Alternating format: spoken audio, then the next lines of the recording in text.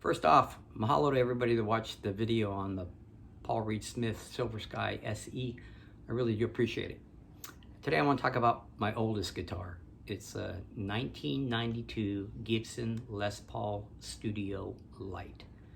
And I'm going to venture and guess to say there's none other like this because I replaced most of the hardware between October 2020 and October 2021. It took that long because of the global supply chain shortage and the fact that factories weren't being staffed like they used to because of COVID. Anyway, I had been in the market for a Les Paul for a while when I got this guitar at Gelb Music in Redwood City, California, which coincidentally, my buddy Mike lives in Redwood City and he takes lessons at Gelb, and we're convinced that it was used in the movie Moneyball, in the scene where Brad Pitt takes his daughter to buy her a guitar after his ex-wife Robin Wright and the new husband bought the daughter a cell phone. Anyway, I've been looking for a Les Paul for a while, and people that know Les Pauls know that part of the mystique of a Les Paul is the weight, right? Sometimes 9 pounds, sometimes 10 pounds. That and the shorter scale length relative to a Strat. And of course the humbuckers are believed to help with that dark sound that a Les Paul gets.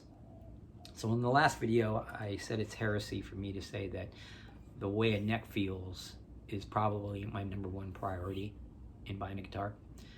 Second to that is weight, and then tone and things like that.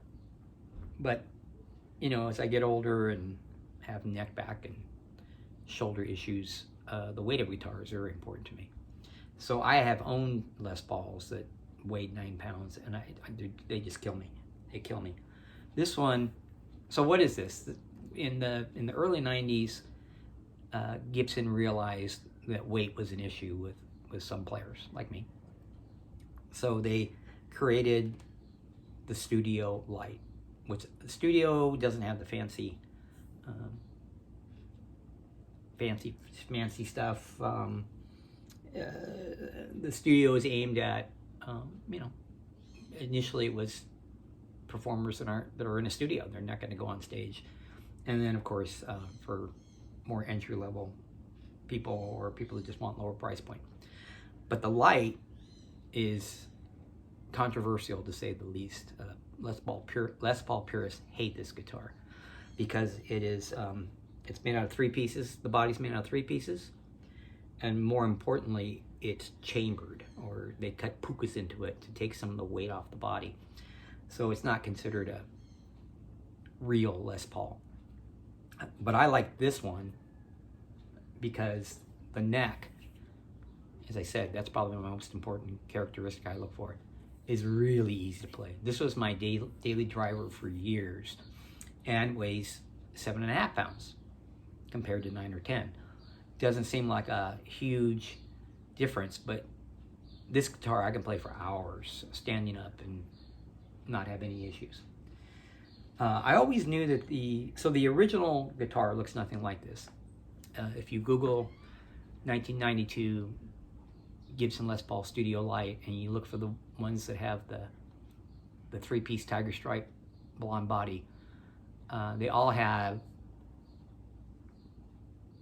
sorry to say it, tacky brass tuners, plastic black humbuckers, black pickup selector, black knobs, brass bridge and stop bar tailpiece, and this is black, as I recall. So I always knew that the original pickups were weak, but I love playing this guitar because the neck really fits me well, and the weight, a lower weight. But I would take this guitar into guitar shops and ask them, what kind of neck is this? So I could be on the lookout for guitars that have that same neck. And nobody knew for years. you know, there's a C shape, there's a D shape, there's a V shape, there's a low oval, but among the manufacturers, they use their own terminology to describe their necks, which frustrated me for years because I know what I like, but I lack the vocabulary to describe what it is. So in 2019, I was finally able to discover what this neck was called, thanks to the internet. Again, this guitar had been my daily driver for years because of the way the neck feels and the lightness of the guitar. I always knew that the original pickups were weak, which always bothered me. So thanks to the internet, in 2019, I was able to discover that this neck is called a 1960s slim taper neck. So based on that information, I called up my sales guy at Sweetwater and I said, what do you have that has humbuckers and has a neck like this? And took him about a day or so, and he got back to me with 2 recommendations. One was another Les Paul Studio, and the other was this guy. This is the 2019 Les Paul Special Tribute Double Cut. Kind of a Strat style double horn. He said the neck was similar, not exact, but similar. And best of all, it weighs 6.1 pounds. So lighter than the Studio Lite. And it has P90 pickups, which I've never had before, but I've always been curious about. Unlike a Studio single piece of wood, no fancy carving or anything like that, dot inlay. It's kind of got that 90s punk, 90s grunge, Green Day kind of vibe. I think they call those butterbean pickups. I'm sorry, butterbean tuning keys. And, real stripped down, traditional looking. Anyway, so it came, and the P90s are nice, warm, kind of growly, and of course I plugged and unplugged the double cut with the Studio Lite, and this one just blew the Studio Lite away. It was October 2020, and I was making, during COVID, starting in March 2020, that's when I started making weekly music videos. And to be honest, I was playing this one more than I was playing this one, because I like the pickups. And again, it is lighter, and the neck is very similar. So I could afford to mess around with this guitar since it was no longer my daily driver. So I took it down to Island Guitars, and I said I wanted to upgrade the pickups and strip off all the hardware. So like I said, these were originally this tacky 80s ugly brass, black pickups, black knobs, brass bridge, brass stop bar, tailpiece, and black. And I said, I want something that sounds like the P90s and maybe the Butterbean tuners. And they said, well, I wanted it to look like a Les Paul standard. I said, yeah. And they said, you don't want those tuners. So we went through the shop and, played some guitars so I could tell them what I liked about certain pickups or didn't like about certain pickups. I like these tuners, are more traditional. So what we ordered were new tuning keys, new pickups. I lost my original work order because it was so long ago. I wish I knew what these were. I'll have to ask them again. New pickup selector,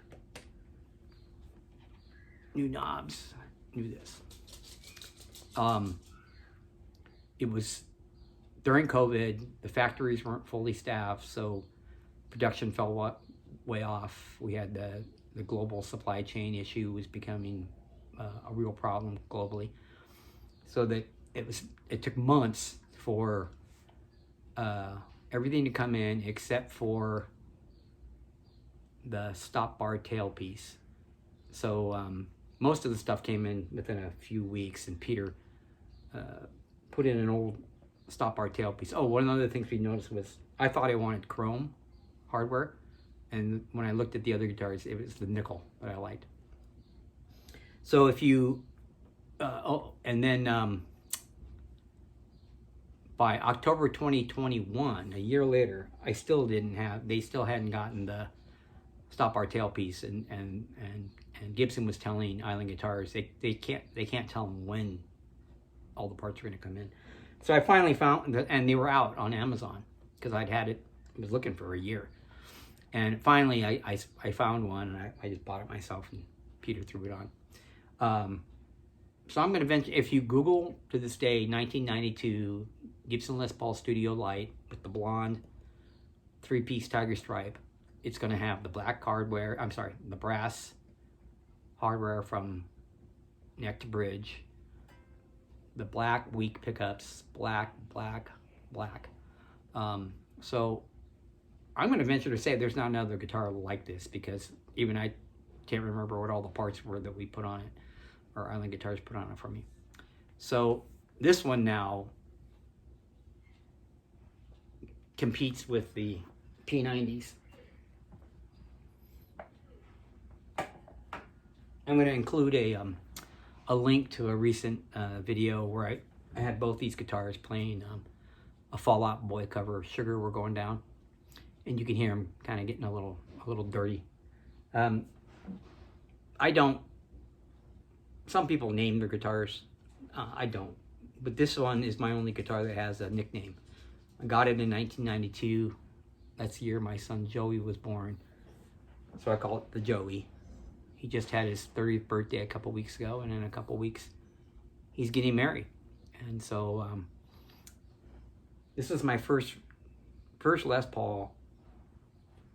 It's the guitar and I have been through a lot the last 30 years, but I'm never getting rid of this one, especially now that I've had all this work done to it and I got it just the way I've always wanted it. But this guitar influenced why I bought this guitar, and this guitar influenced why this guitar looks the way it does to this day. Okay, take a look below for the link to the cover, the Fall Out Boy cover, and let me know what you think. But they sound, they're voiced differently, but they both go toe to toe with each other.